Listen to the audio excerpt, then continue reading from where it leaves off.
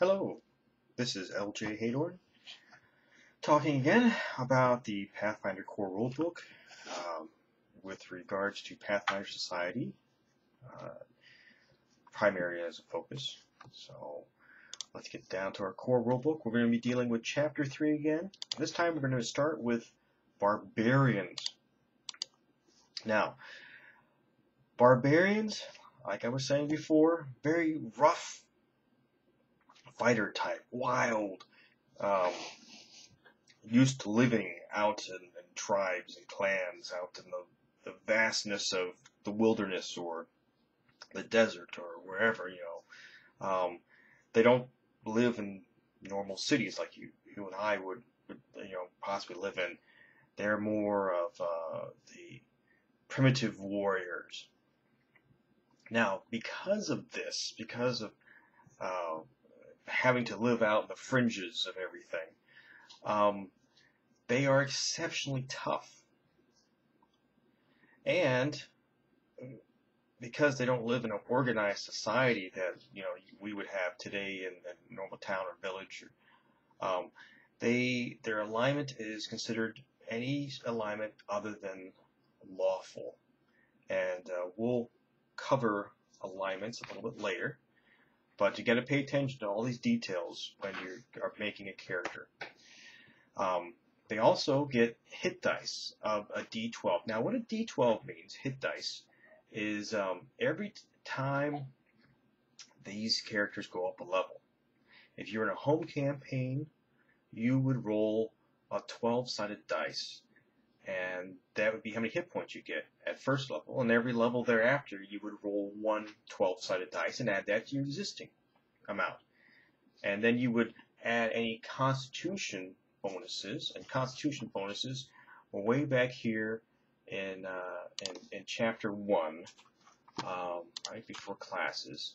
On this table here, when we're looking at ability modifiers, whatever your score is, you may get a modifier attached to it, or you do get a modifier attached to it. In particular, let's say Constitution.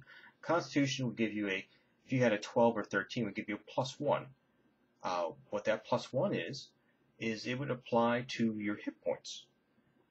So every level you would get one additional hit point. Or if you had, say, an 18 or 19 con, you get a +4 every level to your hit points. Let's go back here to Barbarian.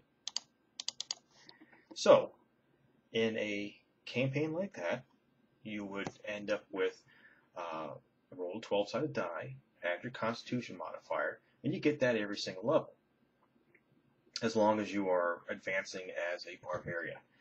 In the Core Pathfinder Society Core game, you get maximum hit points at first level. So you automatically start with 12 hit points, plus your con modifier, and that's how many hit points you would start off with. All characters start off with maximum at first. In a home campaign, I don't have any problem with that either. So if it's all up to your dungeon master or game master to determine that. Now, another thing to look at is class skills. Now, class skills, when we get to the skills section, these apply. You have a little more understanding of what skills are and what they do. But for class skills, it lists these are the following skills, such as acrobatics, and acrobatics is a skill based upon your dexterity score. You look at all those modifiers that we have, and depending on your score, you could be positive or negative on your modifiers. If you're negative on your modifiers, you may not want to get a skill that's based upon that ability. So, not to say that you don't want to. It's just that you would get a penalty for taking it. And class skills, when they are in particular associated with your class, you get a bonus for picking it. So there are lots and lots of skills that are available out there, but a class skill is extra special because it gets a bonus on top of just picking it in general and putting a point in it. And as a Barbarian, you get 4 skill points plus your intelligence modifier. Again, that's based upon that chart we just hit. And like for instance, if you get an 18 intelligence, you get a +4 intelligence modifier, which means it'd be 4 + 4, so you get a total of 8 points to use on skills. When you pick skills, you're only allowed to put in 1 skill point at a time, every level, into that skill. You can't say, hey, you know, I'm first level and I want to pick a skill, say like acrobatics, and I want to toss 8 skill points into it. Nope, can't do it. Every level you're allowed to put 1 skill point in there. So you may find that sometimes your skills are really far up there. They're equal to the amount of skill points you put into them is equal to your level. Others, you may decide that you only want to put 1 or 2 points in there. But we'll get into the whole skill and what it really means and why you want to put more points in there or why you might not want to put more points in there a little bit later. But let's continue on. Every class is going to have something called class features as well. These are what you get for being this particular class. And some class features you start off with right off the bat being first level. Others you get as you go up levels. And we'll go to the next page here. And this one doesn't quite list every single thing because there are some things that are just very generic and they don't need to list. Like for instance, back up top here on page 31, up in the upper left there, it talks about weapon and armor proficiencies. And it says, hey, look, a barbarian is proficient with all simple and martial weapons. And when we get to equipment, we can look and say, hey, what's a simple weapon? What's a martial weapon? And it would tell us what those are. But you would be proficient in every single one of those that are listed under simple, and every single one of those listed under martial. Plus, they are also proficient with light armor, medium armor, and shields. And then it says except tower shields. Tower shields are really big shields that you can hide behind while you're almost standing up. I mean, you can kind of crouch down a little bit behind it. You can't stand completely up, but it's you're just ducking your head a little bit. I mean, that's how big the shields are, and we'll show you that when we get to equipment as well. But otherwise, most of everything else is going to be listed as we go to the next page, page 32, where it actually talks, this table 3-2, actually talks about what happens as we go up a level. First, when we look at it on the far left, it talks level. Now this is class level, not character level. Now remember, we just talked about this at the beginning of the introduction, chapter 3, and we said what the difference is between class and character level. This is class level because a class pertains to the particular class, such as this one, Barbarian. And it says at first level, you get a +1, in the next column, +1 base attack bonus, meaning that anytime you attack anything, you are +1 to do it. And we'll get into the battle system on how that works. But the battle system works off of what's called a 20-sided dice, or a D20. You roll that dice. The higher, the better on the dice to hit something. And when you start off, a character or a creature that has absolutely no armor to it, and just, like if you were fighting just a typical orc or something like that, had no armor on it, and didn't have any bonuses to its armor class whatsoever, it would be, say, armor class 10, which means you would have to roll a 10 or higher on a 20-sided dice to hit it. So that would be a 50-50 chance at first level, just in general. But you get a +1 to that dice roll. So if you happen to roll a 9, you would add +1 to that, which would make it a 10. And then you would actually hit the unarmored orc at that point.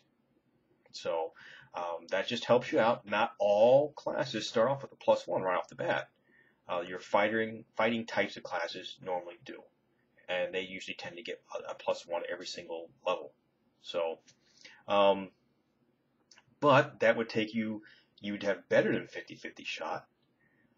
You would have 55% shot at first level hitting armor class 10, just something with an armor class of 10. Next, it talks about your saving throws. Now, saving throws, we have Fortitude, Reflex, and Will.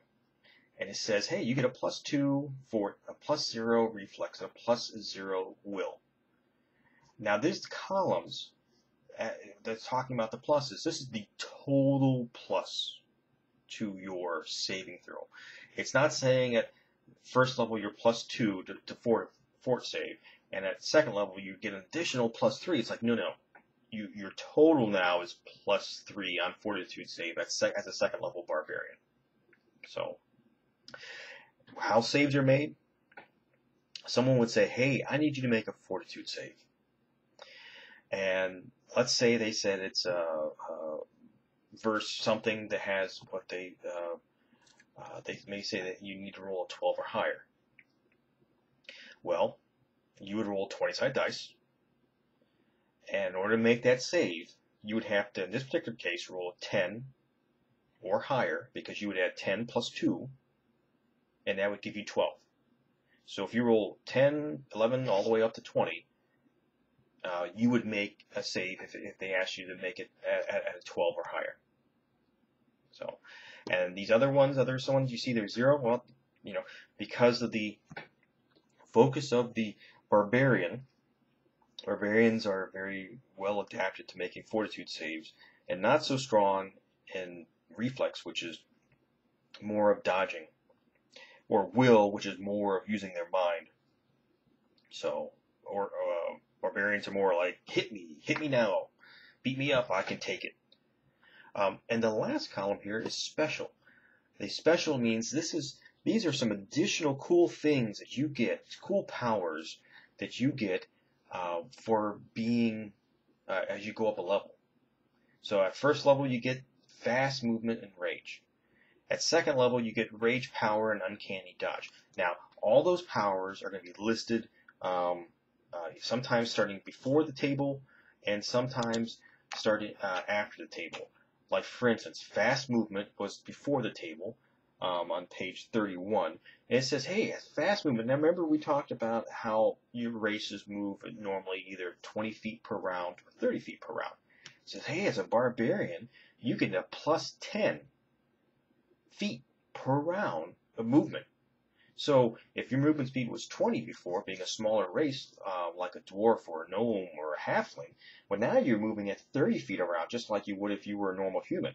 Or if you were a human or an half orc or half elf or something like that, that's moving 30, now you're moving at 40 feet around. We'll show you what all that applies to. So, but it does state in here, you gotta read the whole description, not just the first line, that the benefit only applies when you're wearing no armor, light armor, medium armor, and not carrying a heavy load. Now, the heavy load thing comes into what's called encumbrance, and there's a table in the Core Rulebook talking about encumbrance. And then the no armor, light armor, medium armor. Well, no armor means you don't have any armor on whatsoever. Light and medium armor, when we get to equipment, it has a breakdown showing you what types of armor are light and what types of armors are medium.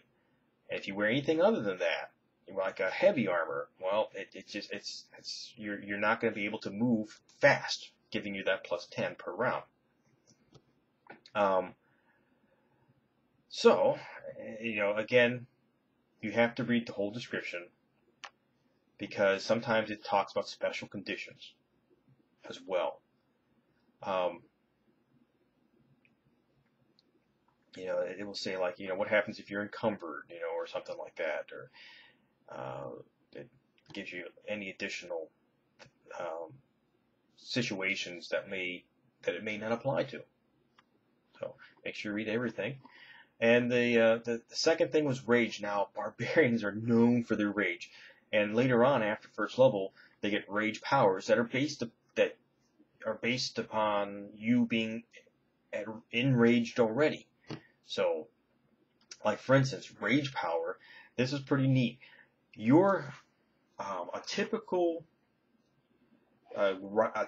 game, how it would happen is every uh, the combats are considered rounds. They're broken up into rounds. A round is 6 seconds. And it seems like you can do a lot in 6 seconds, and then sometimes it doesn't seem like you can do enough in 6 seconds. So, but a round would be, if you were in combat, everybody in your side doing their actions, and everybody on the enemy side doing their actions, and once everyone's had an action, that is the end of one round. And then you go to another round. So the next 6 seconds would be round number 2. So, talking about rage in particular, this is at first level.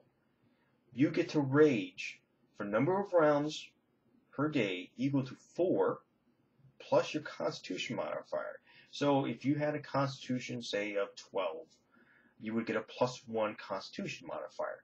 So that means every day you can rage for 4 plus 1, that's a total 5 rounds. And you don't have to do it like all one shot. You can break those rounds up. So, but that's the limitation. And then it says after that first level, you can rage for 2 additional rounds for each level beyond first level. So at second level, let's say you still have the 12 con, gives you a +1. So you start off with 5 rounds at first level. At second level, you get 2 more rounds on top of that. So now you're at 7 rounds. And then at third level, you'd be at 9 rounds. So, but it says, again, you got to read everything in here. Bonuses, like in the second paragraph, talking about bonuses. What are these? You get bonuses for being in this rage mode. The rage mode is like you're screaming and yelling. You're going wild and crazy. And you want to hack and slash and destroy everything in front of you. And because of this, you get a +4 bonus to strength and constitution. So your strength score and your constitution score both go up 4 points during this time of rage. What that equates to in numbers term is you get a +2 bonus to a +2 modifier to strength. So if you have a +1 to hit with a sword, you get a +2 modifier on top of that. So now you're +3 to hit with that sword because of your strength. So, and constitution, well, that +4 bonus gives you a +2 modifier on top of your constitution bonus. If you had a 12 would give you a +1 to your constitution modifier, which gives you 1 extra hit point every level. This +4 bonus gives you a +2 modifier because it would raise your 12 to a 16. And it would give you a temporary amount of hit points, 2 extra hit points per level. So, and at first level, hey, it's only 2 hit points. At second level, you're talking 2 hit points per level, so 2 times 2, 4. Third level, you're looking at 6 extra hit points, etc. It goes up by 2 every single time. Every single level you get the extra 2 hit points. Also, being in this berserking rage gives you a +2 bonus on your will saves. And just because you're so focused on just like, I'm going to destroy, well, you get that +2 bonus on will saves when you are in rage. It also says, hey, look, the extra hit points disappears at the end of the rage. So, if you get hit while you're raged, well, you're still damaged when you get out of rage. And if the extra hit points was enough to keep you from falling to, if you're going to be negative hit points, you could possibly be dead by losing those extra hit points when you get out of rage.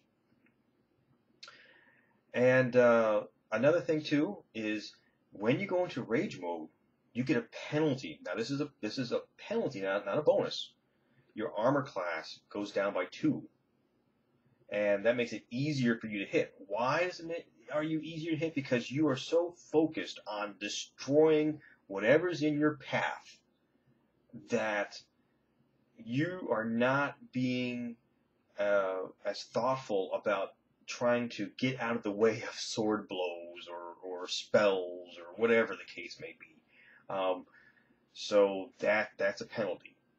But that's what happens when you go into rage mode. And barbarians are really great at doing rage. It's what they're known for. It's one of their biggest powers. And as they go up levels, they get additional powers to their rage, which are called rage powers, as well as other. And as you scroll through, it tells you about the rage powers and what happens when you get them. And these are things you're just going to have to read and study and look up. I don't want to go into each and every single one of these because they take forever to talk about what they do without going into the whole book. And just like, for instance, the second level, you get what's called uncanny dodge, and that's really cool because as a barbarian at second level, you can't be caught what's called flat-footed, which means like someone sneaks up on you and attacks. Well, when they sneak up on you and attack, they would do all sorts of heinous things because you wouldn't be able to get like, hey, let me just jump out of the way or whatever that some classes would normally depend on in order to not get slaughtered right off the bat. But barbarians don't lose their dex bonus to their armor class, or if someone's invisible attacking them, they don't lose that bonus either. But if you are immobilized, like someone's tied you up or frozen you in place, just like, I cast a spell on him and he can no longer move. Well, at that point you're stuck. You don't get this bonus, and it says that right there. It says, hey, look, if you're immobilized, you still lose this bonus if that happens. So. But it tells you all these additional things, what happens at certain levels. This part talks about all the things on this table back here. It describes each of the powers and what happens when you get those, like trap sense and things like that, and damage reduction. So you're just going to have to read up on this a little bit. I don't really want to go into all that because, again, I could be sitting here all day. The last thing you really have to pay attention to, because it could happen, especially if you decide to change classes. A barbarian who becomes lawful. Now remember, that was the requirement, I was talking about requirements of barbarians. You cannot be lawful, any sort of lawful alignment. If a barbarian becomes lawful, they lose the ability to rage and cannot gain any more levels as barbarian. You still retain all the other benefits of the class, but you lose the rage and can no longer be gain levels as a barbarian. You didn't lose your levels of a barbarian, but this takes a lot away from you. It takes the rage ability, it takes the rage powers away from you. The rage powers are a big thing. But you would get to keep other stuff like damage reduction and trap sense and fast movement and uncanny dodge. But yeah, you really want to refrain from losing the ability to be a barbarian. And so if you decide on you want to be other classes later down the road, I would suggest strongly that you choose a class that doesn't require you to be lawful. Because if you decide to go to that class that decides to be lawful, you will no longer be able to gain levels as barbarian, and you lose the rage and rage powers that go with that, being a barbarian. So, and that will conclude being a barbarian in Pathfinder. I hope you enjoy that, and I'll be covering more classes later.